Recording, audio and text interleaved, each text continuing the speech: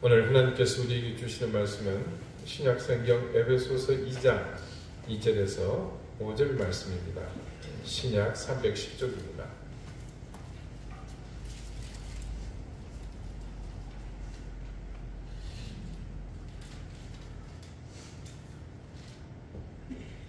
에베소서 2장 2절에서 5절까지의 말씀을 제가 읽겠습니다. 이제 다 같이 자리에서 일어나 하나님의 말씀을 경청하십시오.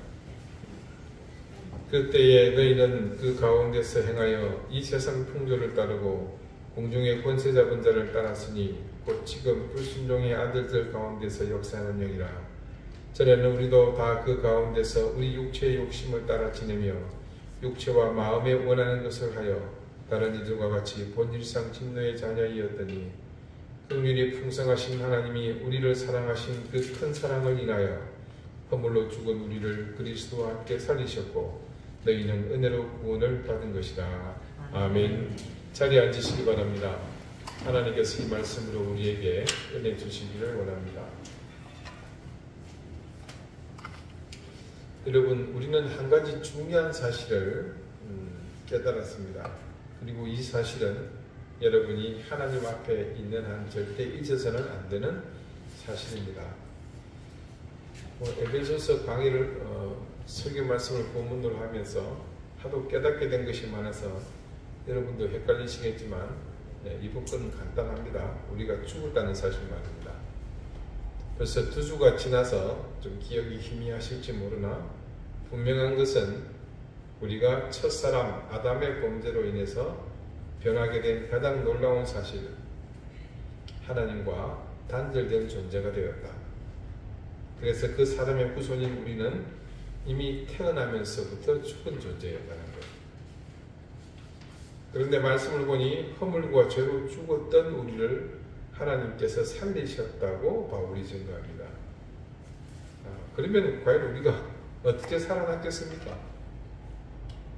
오늘 말씀의 제목이네요.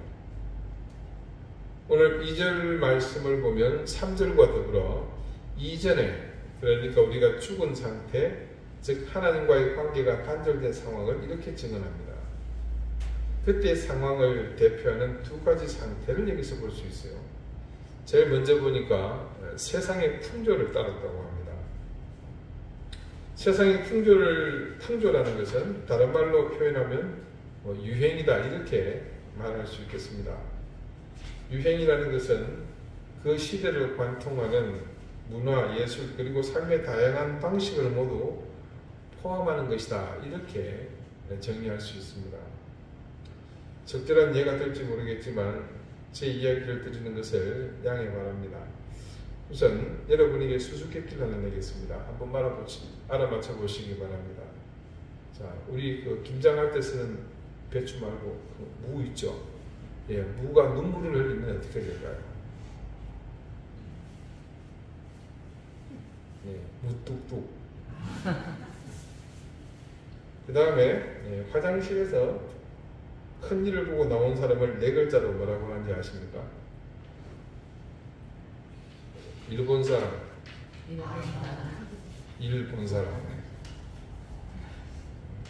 제 아이들이 고등학생이었을 때쯤입니다. 이런 이야기를 하면 애들이 기겁을 합니다. 물론 지금은 더 날립니다. 그러면서 제발 그러지 말라고 합니다. 아빠, 소위 그 아재 개그라고 하면서 저를 요즘 말로 디스합니다. 저는 당당히 애들한테 말하죠. 얘들아, 아빠가 설교 시간에 이런 얘기하면 교인들은 빵 터져. 좋아들 하신다 그랬더니 큰 놈이 저기 뭐라 하는지 아십니까? 팩트 폭격을 날리는 거예요. 다른 말로 돌직구를 날려요. 아빠 착각하지 마. 교인들은 아빠가 목사니까 성의를 봐서 웃어주는 거야. 아빠는 이렇게 웃어서 그러는 거 아니니까 착각하지 마.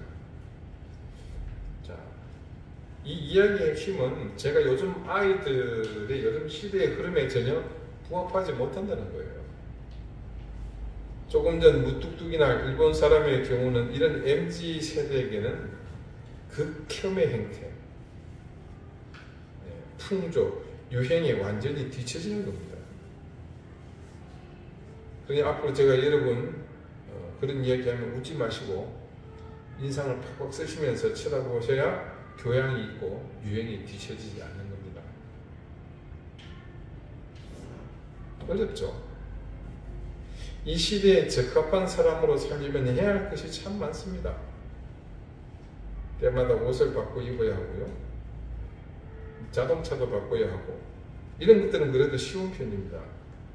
물론 쉽다는 건 아닙니다. 어렵습니다. 궁극적으로는 이 시대가 공유하고 있는 가치관을 따라야 하고요. 시대가 옳다고 하는 것에 어떤 형태로든 편성해야 합니다. 설령 그것이 성경 말씀과 배치된다고 하더라도 말입니다. 본문에 들어가 봅시다. 그때 너희는 그 가운데서 행하여, 이 말의 뜻을 풀이하면 다음과 같습니다. 그때는 언제죠? 우리가 죽었던 때죠. 네. 즉 하나님과 우리가 분리되었던 그 시절을 일컫는 말입니다. 그러니까 이 말씀대로 풀이하자면 죽었던 그때, 우리는 그 죽었던 가운데서 행하였기 때문에 세상의 풍조, 유행을 따랐다는 겁니다. 뭐가 중요했다는 거죠? 세상의 풍조, 유행을 따르는 것이 다른 어떤 것보다 중요했다는 의미입니다. 그런 다음 이어지는 말씀은 또 한 가지 다른 것을 우리가 따랐는데 그 다른 실체가 공중의 권세 잡은 자라고 합니다. 자, 이는 한마디로 하나님이 아닌 이 땅에서 주인 노릇하는 실체, 바로 마귀를 일컫는 것입니다. 근데 그 마귀가 어떻다고 합니까? 곧 지금 불순종의 아들 가운데서 역사하는 영이라. 자, 정확한 표현이지 않습니까? 여기서 말하는 불순종의 아들이 누구를 가리키겠습니까? 그 부모를 따라 불순종하는 사람 아니겠어요? 누굽니까? 바로 우리들이잖아요. 여기서 말하는 불순종의 아들들의 아버지가 누구라는 얘기예요? 족보를 잘 따져보십시오. 아담이라는 말이잖아요. 하나님의 명을 불순종하신 바로 그분. 그리고 3절에는요. 더욱 중요한 본질적 한 가지를 우리에게 증거합니다. 3절 보실까요? 전에는 우리도 다 그 가운데서 우리 육체의 욕심을 따라 지내며 육체와 마음에 원하는 것을 하여 다른 이들과 같이 본질상 진노의 자녀이었더니. 자, 시점을 여기서는 전에는 이라고 이렇게 시작하죠. 앞선 2절의 그때와 같은 시점을 말합니다. 그때 우리가 어떻게 살았다고 증거합니까? 우리 육체의 욕심을 따라서 육체와 마음이 원하는 것을 행동으로 옮기며 살았다는 말입니다. 그런 상태를 두고서 말씀은 뭐라고 하고 있습니까? 본질상 진노의 자녀다. 자, 여러분, 불순종의 아들 그리고 진노의 자녀, 표현만 다를 뿐이지 같은 대상이죠. 우리 육체와 마음이 원하는 대로 행동하는 것이 지향하는 바는 모두 예외 없이 죄를 쫓아가는 삶입니다. 본질상 진노의 자녀라고 명령하는 것에서 충분히 짐작할 수 있는 것처럼 그런 삶의 주체는 바로 첫사람 아담의 길, 하나님의 명령을 불순종하여 하나님과 단절된 삶을 살아가는 인생, 즉 죽은 삶입니다. 그러니까 한마디로 종합해보면 우리가 구원받은 자녀가 되기 이전의 삶이 바로 2절과 3절이 증거하는 그대로였다는 겁니다. 그리고 그것은 지금 세상을 있는 그대로 대변하는 말이기도 합니다. 결과적으로 아담의 후손으로 이 땅에 태어나 살고 있는 모든 인생의 본질이 그와 같다는 것을 이 2절과 3절이 우리에게 증언하고 있는 셈입니다. 다시 말해 모두 죽은 상태라는 것인데 그 죽음의 실체가 구체적으로 이런 것이다. 자, 그러면 하나님께서 자신과 결별하고 그 뒤로 죽은 상태에 놓인 인간을 어떻게 살리셨는지 그 과정을 한번 같이 보겠습니다. 자, 제일 먼저 하나님께서 그냥 놔두셔도 무방한 인간을 왜 다시 살려주시게 되었는지 그 근본적인 이유를 이렇게 밝히고 있습니다. 4절을 함께 읽어보실까요? 긍휼이 풍성하신 하나님이 우리를 사랑하신 그 큰 사랑을 인하여. 자, 한번 읽어보실까요? 긍휼이 풍성하신 하나님이 우리를 사랑하신 그 큰 사랑을 인하여. 자, 이 짧은 구절 가운데 정답이 있습니다. 그것은 우리를 사랑하시는 큰 사랑 때문입니다. 사랑도 감사한 일인데 그것으로 만족하지 못하시고 더 큰 사랑 때문이라고 합니다. 자, 사랑과 큰 사랑, 이 차이점이 뭘까요? 뭐 별거 있겠어요. 사랑은 그냥 사랑이고 큰 사랑은 큰 사랑인 거죠. 하나님께서 우리를 사랑하시는데, 내가 너희를 사랑한다고 말씀하시는데 그 사랑에 경중이 있다는 뜻인가요? 그 해답을 말씀에서 한번 찾아보겠습니다. 여러분, 요한복음 3장 16절 말씀 기억하실 겁니다. 안 찾으셔도 되고 제가 읽어드릴게요. 그러면 여러분도 충분히 잘 아시는 말씀. 하나님이 세상을 이처럼 사랑하사 독생자를 주셨으니 이는 그를 믿는 자마다 멸망하지 않고 영생을 얻게 하려 하심이라. 자, 이 말씀을 우리는요, 구원이 뭔지도 잘 개념 정립이 안 될 그때부터 귀에 딱지가 생기도록 들어왔던 말씀입니다. 예전에 무슨 일이 있었는지, 또 어떤 일이 있었는지 그저 이 사실만을 우리는 기억하고 구원을 확신하며 살아왔습니다. 이 요한복음 3장 16절의 시작이 이렇습니다. 하나님이 세상을 이처럼 사랑하사. 이 사랑이 문제에서 항상 세상은 사랑 때문에 시끄럽잖아요. 예. 여러분, 우크라이나 전쟁이 왜 이렇게 발발하게 됐어요? 그 푸틴이 우크라이나를 너무 사랑해서 그래요. 그렇잖아요. 하나님의 불같은 이 사랑, 그 사랑이 모든 일의 근원이었고 원동력이었습니다. 하나님께 그냥 사랑이 어떤 의미이고 또 큰 사랑은 또 어떤 의미일까요? 그 의문에 대한 대답을 듣기 전에 이 말씀 앞에서 우리는 모두 그 큰 사랑의 실체가 무엇인지 단박에 알게 됩니다. 수치를 가지고 청량하는 것이 아니라 어떤 단계나 상황을 두고서 양과 질 혹은 조금 전에 말씀드린 것처럼 무게를 통해서 판별하기도 전에 우리는 모두 고개를 끄덕이며 깨닫게 되는,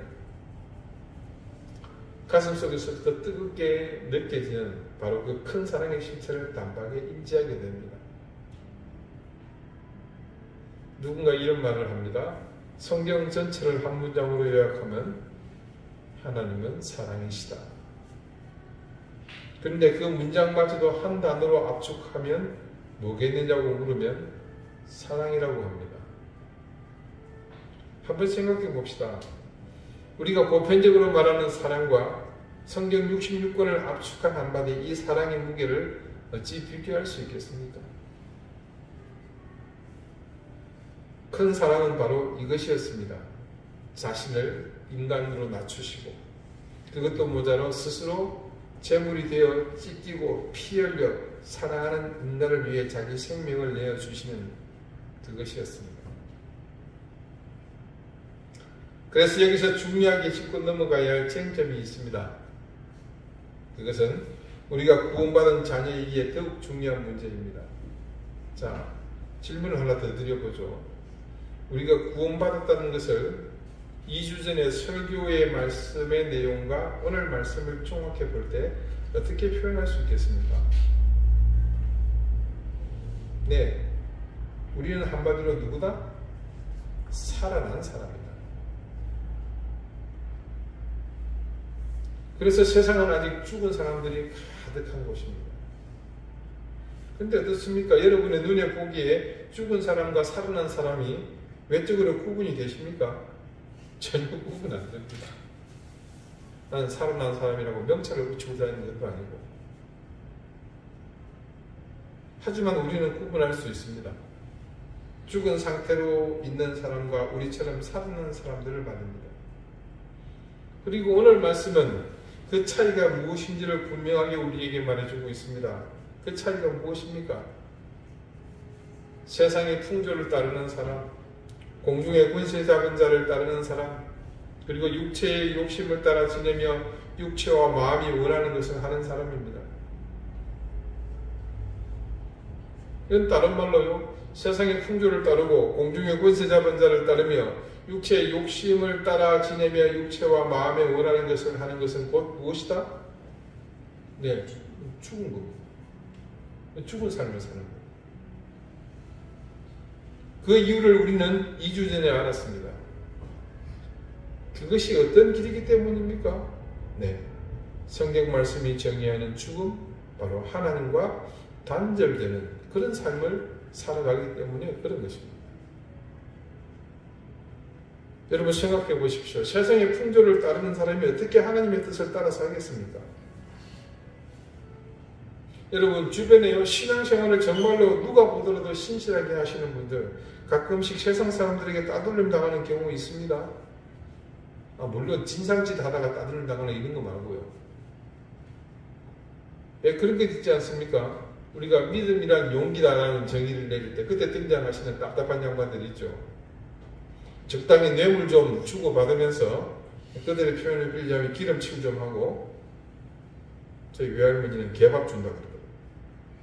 그렇게 서로가 좋은 것 그렇게 해서 대충 누구나 하는 대로 그런 방법이 통하지 않고 아주 조금 정말 병아리 눈물만큼의 이익이 나더라도 그것을 고수하는 사람들 말입니다. 세상의 풍조를 따르지 않기 때문에 그들은 답답하고 한심한 사람들이고 그래서 따돌림 당합니다.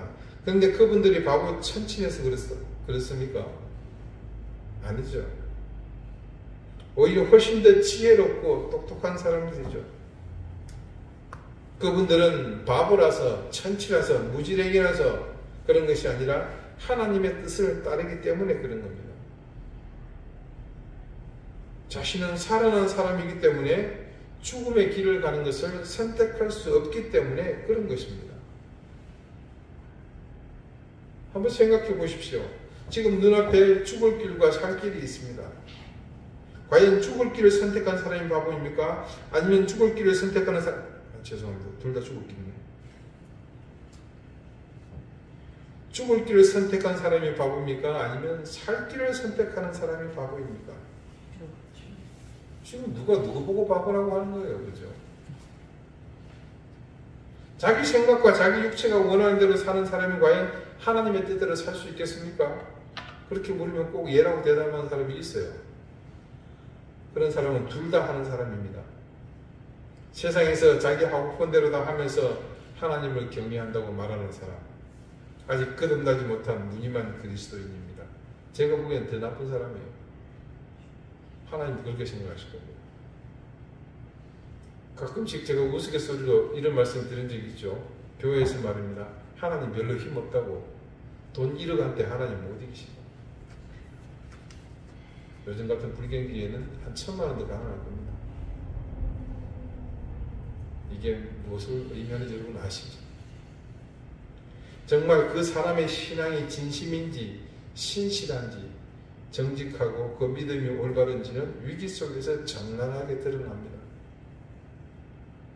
섞여 있을 때는 모릅니다. 그런데 키질을 하면요, 그때는 자기 힘으로 아무리 속이고 위장하고 과장하고 변장하고 분장해도 금방 드러납니다. 키를 조금만 까불면 금방 끝으로 밀려나서 바람이 불면 휙 하고 날아가 버립니다. 우리 주변에 신앙생활을 한다고 하면서 매일 죽는 연습을 하시는 분들 자주 만납니다. 그 키의 끝에 있는 분들. 그 죽는 연습이라는 것이요, 무슨 거창한 것이 아닙니다. 그때 너희는 그 가운데서 행하여 이 세상 풍조를 따르고 공중의 권세 잡은 자를 따랐으니 곧 지금 불순종의 아들들 가운데서 역사하는 영이라. 전에는 우리도 다 그 가운데서 우리 육체의 욕심을 따라 지내며 육체와 마음에 원하는 것을 하여 다른 이들과 같이 본질상 진노의 자녀이었더니 이전에 이런 습관을 벗어버리지 못하고 여전히 길들인 익숙한 방법으로 슬금슬금 자기 인생의 방향을 하나님이 아닌 바로 지금 이 말씀에서 지적하는 길로 가고 있는 분들이 우리 주변에 얼마나 많이 있습니까? 모두 죽고 싶어 안달난 사람들입니다. 그들이 무지한 사람들인 거죠. 호흡이 끊어지는 것을 두려워하며 사는 인생들입니다. 우리가 정작 고민하고 두려워해야 하는 끊어짐은 무엇입니까? 하나님과의 관계 아니겠습니까? 그분과의 관계가 끊어지지 않는 한 우리는 사나 죽으나 모든 형편, 어떤 형편에 놓이든지 두려워할 이유가 없지 않습니까? 그 모든 상황과 시간 그리고 역사가 모두 하나님의 주권 아래 있다는 사실을 우리는 정확히 알고 있지 않습니까? 바로 그런 이유 때문에 우리는 두려워하지 않는 겁니다. 우리 가운데는 또 이런 사람들도 있습니다. 가진 것이 너무 없습니다. 그래서 늘 생활부에 시달리고 사는 것이 그래서 궁핍하기 이를 데 없습니다. 그런데 그런 환경에 주눅들지 않고 늘 그 얼굴에서 환희가 끊이지 않습니다. 불치의 병을 앓고 있습니다. 회생하게 가망이 보이지 않고 그 병증으로 인한 고통 또한 결코 작지 않습니다. 그런데 그 얼굴에서 육체적 고통으로 인한 어둠의 그림자가 보이지 않습니다. 이런 분들 외에도 우리는 모두가 불쌍히 여기는 사람들인데 오히려 그분들의 삶에서 우리가 범접하지 못할 향기가 넘쳐나는 그런 분들이 있습니다. 가진 것이 없지만 질고로 오랜 세월 고통을 달고 살고 있지만 모두가 보기에 낮고 천하고 불행해 보일 것 같은 환경에 처한 분들에게서 공통으로 드러나는 한 가지가 있습니다. 그것은 기쁨 그리고 감사입니다. 자신들이 그 상황 속에서 하나님의 은혜를 맛보았기에 무슨 맛입니까? 생명의 맛이잖아요. 그 맛을 혼자만 느낄 수 없어서 함께 맛보기를 원하며 증거하기를 멈추지 않기 때문입니다.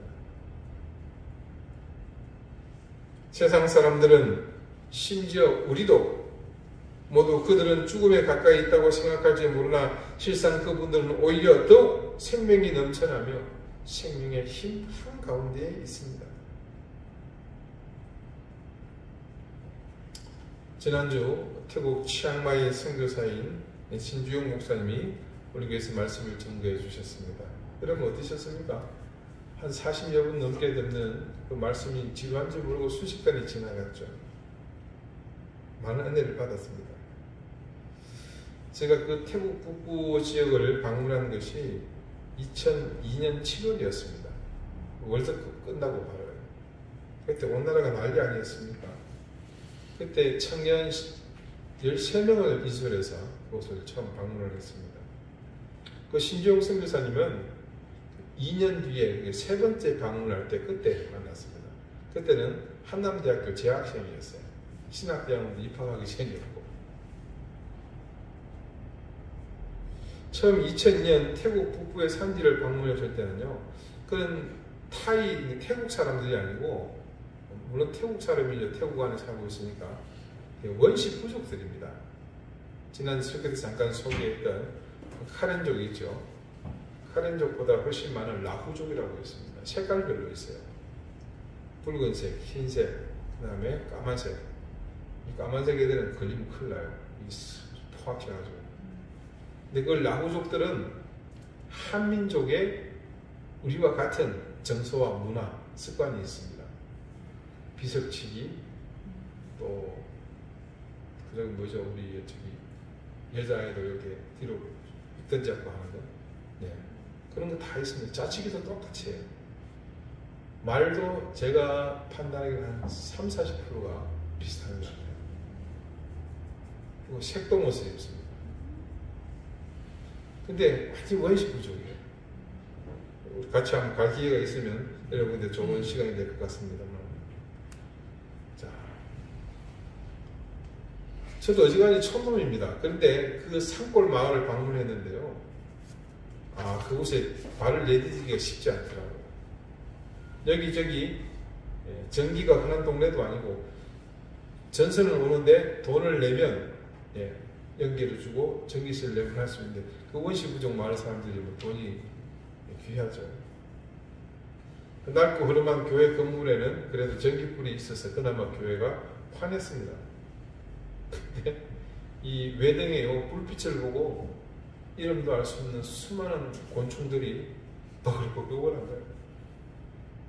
우리나라에서는 구경도 못하는 태국산 나방, 보기엔 중국에서 넘어온 것 같아요. 근데 날파리, 모기, 기타 등등 눈에 비친 그 외등 아래의 풍경을 보고서 제가 망설여진 거예요.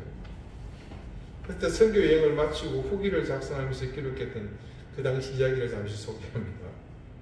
산티에서 잠시 쉬고 밥을 먹은 후에 해가 진 산지를 향해서 출발했다. 30여 분 달린 뒤 처음으로 우리가 내린 산지는 메따창이다. 교회라고 들어가는 입구가 완전히 시골 동네의 꼭대기에 있는 초가집으로 들어가는 기분이다. 외등이 켜진 흐름한 교회 앞에 내리는 순간 솔직히 나는 다시 차에 타고 싶었다. 태국에 가기 전에 내가 두려워하던 모든 종류의 두려움이 내게 한꺼번에 동시다발로 엄습해왔다. 생면부지에 불길을 보이는 많은 아이들과 어른들, 교회의 외등에 몰려든 수많은 나방들, 질퍽한 땅, 그리고 어둠마저 두려움과 거부감으로 다가왔다. 그러나 내가 그러면 다른 청년들은 어떻게 하나 싶은 생각에 그런 생각은 잠시 얼른 몸을 추스렀다. 예배당에 들어가서 기도하고 축복한 후 서둘러 공연에 필요한 준비를 했다. 자, 벌써 20년이 지났어요. 2002년이거든요. 그때도 그날 밤의 기억은 지금도 생생합니다. 밤에 집회가 끝나고 10m 바닥에 천장은 슬레이트로 이래가지고 바깥에 십자가가 안 붙어 있으면요 그냥 창고예요. 이게 의자가 있는 것도 아닙니다. 그게 침낭을 깔고 모기장 치고 이렇게 하룻밤을 잤습니다. 그리고 다음날 첫 일정으로 신방을 하게 되었는데 그때 찾아간 집이 무당의 집이었습니다. 우리 지난주 신목사님 설교 중에 그 동네에서 무당의 위치가 어떤지 여러분 들으셨죠? 그런 절대 권력을 가진 남자 박수 무당집인데 들어가 보니까 집이 무당집이 아닌 거예요. 알고 보니 그 사람은 지금은 무당 일을 안 합니다. 전직 무당이었습니다. 지금은 그곳 메따창 교회의 교인입니다. 이게 어찌된 일인고 하니 이곳 교회에 먹을 것을 얻어 먹으러 출석했던 딸이 예수님을 영접하게 됐어요. 그래서 센터에서 거기로 올라갔다 그랬잖아요. 그 센터가 있는데 아래 동네에 태국 사람들이 있는 곳에 거기 옆에 중고등학교가 있습니다. 그래서 거기서 예수 믿고 또 선교사님 인도를 받아서 센터에 내려와서 거기서 먹고 자면서 중학교, 고등학교 다니고 또 헌신한 아이들은 신학교도 가고 그렇게 했던 겁니다. 그렇게 센터에서 공부하고 신앙훈련을 받은 딸에게 아버지가 전도를 받은 겁니다. 그리고 예수님을 영접하셨어요. 그 딸은 그 파약 신학교를 졸업하고 이미 목회자의 길을 걷고 있습니다. 자, 이 무당은요, 예수님을 영접한 이후에 자기가 이 일을 할 수가 없잖아요. 당장 그만뒀습니다. 얼마나 감사한지 몰랐습니다. 그런데 심각한 문제가 생겼습니다. 그것은 너무나 가혹한 현실적인 문제입니다. 이전 무당일 때는 풍족했습니다. 사람들이 이것저것 싸들고 와서 그에게 귀신에게 잘 보게 해달라고 구슬을 의뢰했기 때문입니다. 근데 지금은 생계가 막막합니다. 무당일을 안 했으면 그때 뭐라도 했을 거 아니에요. 아무것도 없으니까. 근데 더 큰 어려움이 닥쳤습니다. 시련이죠. 무당일을 그만두고 얼마 되지 않아서 아이 하나가 먼저 하느님 나라로 떠나는 일이 생기고 말았습니다. 이분이 얼마나 힘들었겠습니까? 근데 우리를 인솔하신 선교사님 말로는 그분은 이전보다 지금 생계가 비교가 안 될 만큼 어렵지만 너무나 행복하고 마음이 평안하다는 겁니다. 주변의 사람들이 자신에게 일어난 일에 대해 손가락질하고 너 벌받아서 그렇다고 말하지만 자신은 하나님을 의지하기 때문에 이전과 달리 영혼이 너무 행복하다는 겁니다. 이 박수무당은 죽음에서 건진받아 새로운 생명을 얻었습니다. 그리고 그는 새로운 생명을 얻었다는 그 사실에 충실한 삶을 지금 살고 있습니다. 생활이 공공해진 것이 자신에게 아무런 제약도 그렇다고 해서 이전의 삶을 포기한 것을 후회할 명분도 그에게는 되지 못했습니다. 심지어 사랑하는 자녀를 잃은 가슴을 도려내는 이 큰 아픔마저도 그가 새로운 생명을 얻은 삶을 사는 것에 대해 후회할 명분이 되지 못했습니다. 여러분, 우리가 죽었던 사람이라는 사실을 믿으십니까? 제가 죽었던이라고 말하는 의미가 무엇인지 여러분 아십니까? 이 시점이 단지 과거에 있었던 일일 뿐이고 지금은 우리는 되살아난 사람입니다. 우리는 그렇게 죽었던 사람, 하나님과 단절되어 영원히 당연히 지옥의 권세 아래로 내던져질 운명에서 건져진 인생들입니다. 우리가 어떻게 그 죽음의 권세에서 살아났습니까? 우리는 어떻게 살아났습니까? 하나님의 큰 사랑 때문에, 그분의 일방적인 희생 때문에 살아났습니다. 여러분, 하나님은 우리를 살리셨습니다. 그런데 그 살리심의 실체는요, 사실 단지 우리에게 새로운 숨을 불어넣어 주신 것에 불과합니다. 자, 여러분, 중환자실에 가보면요, 환자가 누워 있어요. 아주 심각한 분들이 있습니다. 호스를 꽂고 있죠. 뭐합니까? 호흡을 도와주는 거예요. 근데 이 사람이 살아나려면 어떻게 해야 됩니까? 호흡기가 없어도 자가 호흡을 해야 합니다. 자기 스스로 숨을 쉬어야 돼요. 자, 하나님께서 우리에게 호흡을 할 수 있도록 숨을 불어넣어 주셨어요. 이제 우리가 그 숨을 받았기 때문에 자가 호흡을 해야 합니다. 자가 호흡을 하는 길은 우리가 하나님의 방법대로 쉼호흡하는 겁니다. 하나님의 영으로 우리가 들숨을 들이쉬고, 그리고 우리 스스로의 고백과 결단, 그리고 그에 따른 행동으로 날숨을 쉴 때 우리는 새로운 생명으로 태어나는 겁니다.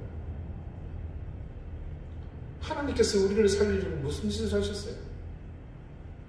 인간이 되시는 것도 모자라 그분이 스스로 죄인이 되셔서 십자가의 제물이 되어 자신의 생명을 내어주시지 않으셨습니까?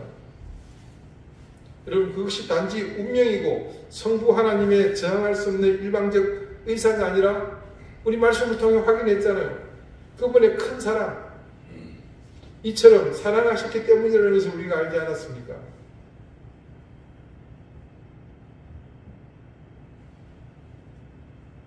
그렇기 때문에 그분이 우리에게 불어주신 그 숨이 이제 우리를 통해 활활 생기 있게 살아나야 하지 않겠습니까? 지금 세상에는 안타깝게도 그렇게 생명의 호흡을 얻은 사람들이 그 귀중한 호흡을 가볍게 생각하고 쉬버리려 애쓰고 있습니다. 우리가 여전히 하나님의 뜻과 그분의 의지를 뒤로한 채 세상의 풍조를 쫓고 공중권세 잡은 악한 영에게 구속된다면 이것이 얼마나 한심한 일이겠습니까? 예수 그리스도를 구주로 영접하며 영생의 삶을 살겠노라고 그렇게 십수년 혹은 몇십 년을 살았으면서 아직도 육체의 욕망 때문에 하나님의 뜻을 제쳐둔다면 그분의 그 사랑이 얼마나 허무하고 허탈하겠습니까? 여러분, 우리가 어떻게 살아난 생명입니까?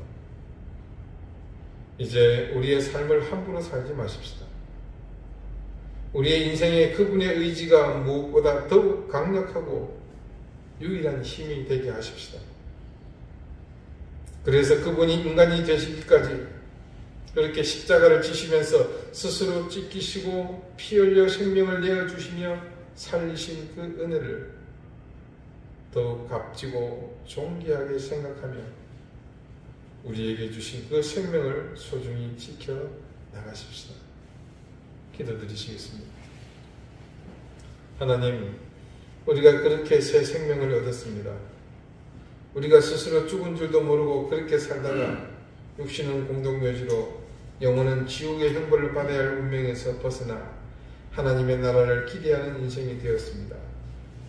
우리에게 그렇게 십자가의 은혜를 통해 불어넣어 주신 숨을 온전히 살리는 인생 되게 해 주십시오.